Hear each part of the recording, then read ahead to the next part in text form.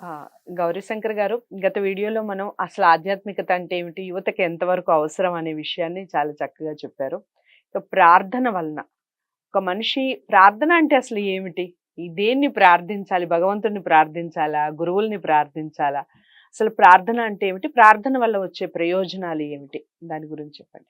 ప్రార్థన అన్న పదానికి వ్యుత్పత్తి అర్థం ఏమిటంటే అంటే మంచిది, అర్థ అర్థం అంటే కోరిక.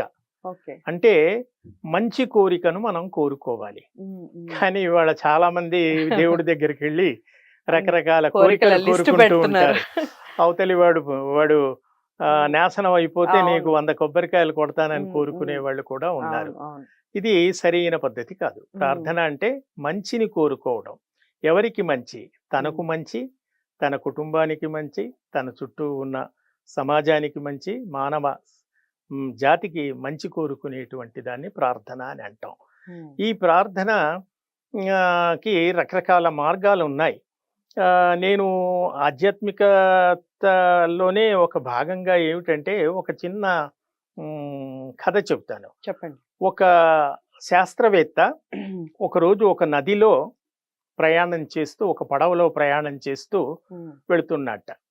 ఆ పడవ నడిపేటువంటి వాడు ఆ గ్రామీణ ప్రాంతానికి సంబంధించిన పడవ నడిపేవాడు నడుపుతూ ఉన్నాడు.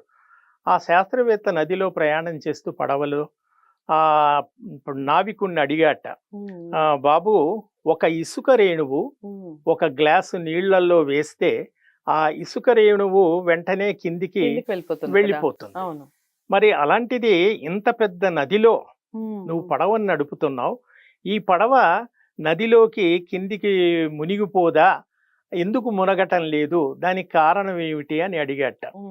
పాపం అతను నిరక్షరాస్యుడు, అవిద్యావంతుడు కాబట్టి అతను అన్నట్ట, ఏమో సార్ నాకు తెలియదు అన్నట్ట. అప్పుడు వెంటనే శాస్త్రవేత్త అన్నట్ట, అయితే నువ్వు పనికిరావు, ఎందుకు పనికిరావు, నీకేమీ తెలియదు, నీ జీవితం వ్యర్థం అని అన్నట్ట. సరేలేండి, కానివ్వండి, మాకేదో పొట్ట కోసం ఈ పని చేసుకుంటున్నామని గమ్మున వెళ్ళిపోయారట. ఆ పడవ నడి సముద్రంలోకి వెళ్ళిన తర్వాత హఠాత్తుగా ఒక పెద్ద తుఫాన్ వచ్చి నది అంతా కూడా అల్లకల్లోలం అయ్యి ఆ పడవ మునిగిపోయేటువంటి పరిస్థితి ఏర్పడింది. అప్పుడు వెంటనే ఆ పడవ నడిపేవాడు అన్నట్ట, బాబు గారు, మీకు ఈత వచ్చా అన్నట్ట. ఆ శాస్త్రవేత్త, నాకు ఈత రాదు అన్నట్ట. అయ్యో, మరి ఎలాగో ఇప్పుడు మనం ఇంకా వేరే దారి లేదు, మనం ప్రాణాలు కాపాడుకోవాలి అంటే ఈ నదిలో దూకి, పడవని వదిలేసి నదిలో దూకి ఈత కొట్టుకుంటూ ఒడ్డుకు చేరుకొని ప్రాణం కాపాడుకోవాలి. మరి మీకేమో ఈత రాదంటున్నారు, మరి ఎలాగో, మరి నాకేమో ఈత వచ్చు కాబట్టి నేను దూకి నా ప్రాణాలని నేను రక్షించుకుంటాను, మరి మిమ్మల్ని ఆ దేవుడే రక్షించాలని తను దూకి ప్రాణాలు రక్షించుకున్నట్ట. దీనివల్ల తెలిసేది ఏమిటంటే, భౌతికమైనటువంటి ప్రపంచంలో ఆ శాస్త్రవేత్త భౌతికమైన ప్రపంచంలో అనేక విషయాలు చూసి శాస్త్ర పరిశోధనలు చేసి గొప్ప పరిశోధనలు చేసినటువంటి శాస్త్రవేత్త కాబట్టి జీవితానికి అది మాత్రమే సరిపోదు. ఈ నావికుడు అనేవాడు ఆధ్యాత్మికంగా వాడు ఈ నది అంటే ఏమిటి, సంసారం అనేటువంటి సాగరం, ఈ సాగరాన్ని దాటడానికి ఈ జీవితాన్ని మరి మనం తరింప చేసుకుని ఒడ్డుకు చేరుకోవడానికి ఆ ఈత అనేటువంటిది ఆధ్యాత్మికత. కాబట్టి మనిషి జీవితానికి కేవలం చదువు, డబ్బు, సంపాదన, ఒక విలాసవంతమైనటువంటి జీవితం గడపడం అనేది కాదు.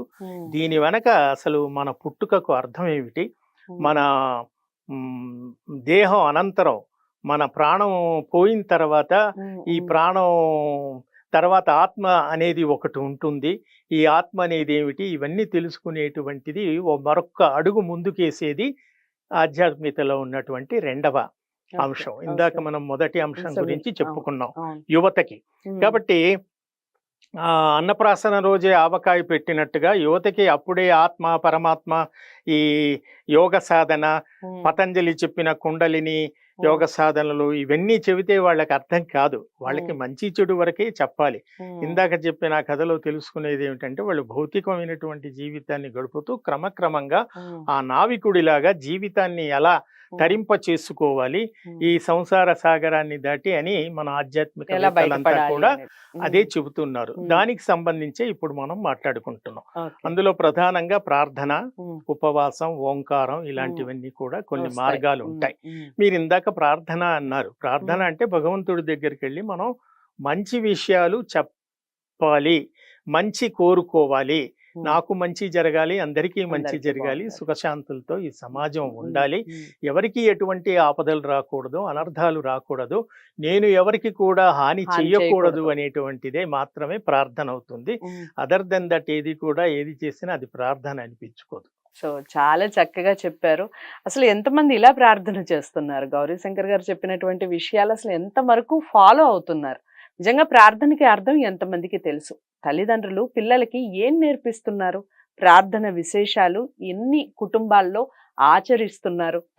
ఇప్పుడు గౌరీశంకర్ గారు చెప్పినటువంటి కథలోని నీతి ఏదైతే ఉందో, సంసార సాగరంలో ఈ బంధంలో ఆ బంధాల నుంచి బయటపడాలి అంటే చాలా ఒడిదుడుకుల్ని తట్టుకొని ముందుకు సాగాలి అనేది వాస్తవం. మరి అలాంటి వాటిల్లో మనకి పిల్లలు కానివ్వండి, తల్లిదండ్రులు కానివ్వండి, యువత కానివ్వండి ఎంతవరకు ఫాలో అవుతున్నారు? విషయాలన్నీ కామెంట్ బాక్స్లో తెలియచేయండి. ఇలాంటి ఆధ్యాత్మికత విషయాలు ఇంకా మీరు ఏం తెలుసుకోవాలనుకుంటున్నారు ఈ విషయాలు కూడా కామెంట్ బాక్స్లో తెలియచేయండి. నెక్స్ట్ ఎపిసోడ్లో ఖచ్చితంగా దానికి సంబంధించిన క్వశ్చన్స్ వేయడం జరుగుతుంది. గౌరీశంకర్ గారు కూడా ఖచ్చితంగా దానికి సంబంధించిన రిప్లై ఇవ్వడం జరుగుతుంది. వీడియో లైక్ చేసి షేర్ చేయండి, ఛానల్ని సబ్స్క్రైబ్ చేసుకోండి. నమస్తే.